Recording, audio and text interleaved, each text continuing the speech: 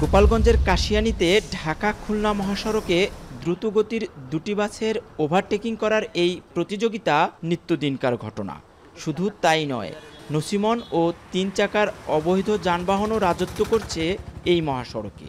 প্রায়শই দ্রুতযানের সাথে চলে তাদের অসম প্রতিযোগিতা।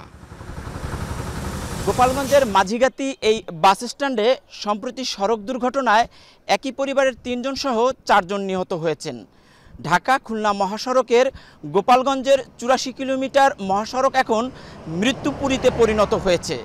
প্রতিনিয়ত ঘটছে সড়ক দুর্ঘটনা, হারাচ্ছে তাজা প্রাণ। গত ১ বছরে শুধু মাঝিগাতিতেই ঘটেছে অন্তত ১০টি সড়ক দুর্ঘটনা। হাইওয়ে পুলিশের তথ্যমতে একটি স্পটেই প্রাণ গেছে ১৩ জনের, আহত অর্ধশত। আহতদের অনেককেই বরণ করতে হয়েছে পঙ্গুত্ব। শুধু মাঝিগাতি নয়, চলতি বছরে ঢাকা খুলনা মহাসড়কের গোপালগঞ্জ অংশের দুর্ঘটনাপ্রবণ ১০টি স্থানে ঘটেছে ১০২টি সড়ক দুর্ঘটনা। এতে প্রাণ হারিয়েছেন ৫৮ জন আর আহত ২ শতাধিক। এক্সপ্রেসওয়ে পার হলেই শুরু হয় ঢাকা খুলনা মহাসড়কের সরু রাস্তা, কিন্তু আগের গতিতেই ছুটে চলে যানবাহন। এমন সড়কে বেপরোয়া গতি ও ৩ চাকার যান চলাচলেই দুর্ঘটনার প্রধান কারণ হিসেবে দেখছেন স্থানীয়রা। আর চালকের বৈধ ড্রাইভিং লাইসেন্স আর ডোপ টেস্ট নিশ্চিত করা গেলে সড়ক দুর্ঘটনা অনেকাংশেই কমে আসবে বলছেন যাত্রীরা।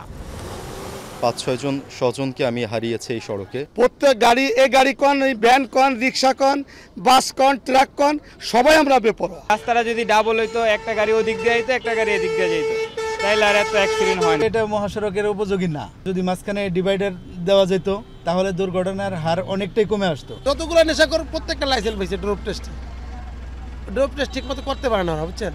হাইওয়ে পুলিশের দাবি, সড়ক দুর্ঘটনা রোধে মহাসড়কে চেকপোস্ট বসানো হচ্ছে। ৩ চাকার অবৈধ যানবাহন রোধেও সচেষ্ট তারা, কিন্তু তারপরও ঠেকানো যাচ্ছে না দুর্ঘটনা।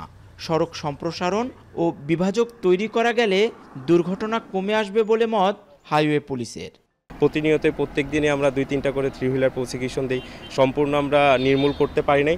3 হুইলারও মহাসড়কে সড়ক দুর্ঘটনার জন্য বিশাল বড় একটা কারণ। জনসচেতনতা বৃদ্ধি করতে হবে এবং আমাদের জনসচেতনমূলক প্রায়ই আমরা মিটিং করি। এরপরেও তারা ওভার স্পিডে চালায়। তো ওভার স্পিডে চালানোর জন্য আর কিছুটা বাঁক আছে, কিছুটা রাস্তার এলাকায় বাস স্ট্যান্ড যেখানে জনসংখ্যা একটু বেশি, সেখানে মনে হয় আর একটু স্লো করে নিজেরা সতর্কভাবে চালা আসলে এই দুর্ঘটনাগুলো একটু কমতে পারে। এদিকে সড়কের বাঁকগুলো যথাসম্ভব কমিয়ে এনে 4 লেনে উন্নীত করার কাজ চলছে বলে জানান সহজের নির্বাহী প্রকৌশলী। ভাটিয়াপাড়া হয়ে গোপালগঞ্জ খুলনার যে অংশটা, ওই অংশটা তো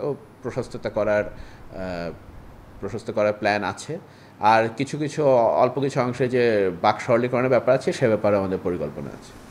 শুধু প্রতিশ্রুতির মধ্যে আটকে না থেকে সড়ক দুর্ঘটনা রোধে কার্যকর উদ্যোগ চান এই অঞ্চলের মানুষ। কাজী মনিরুজ্জামান, এখন গোপালগঞ্জ।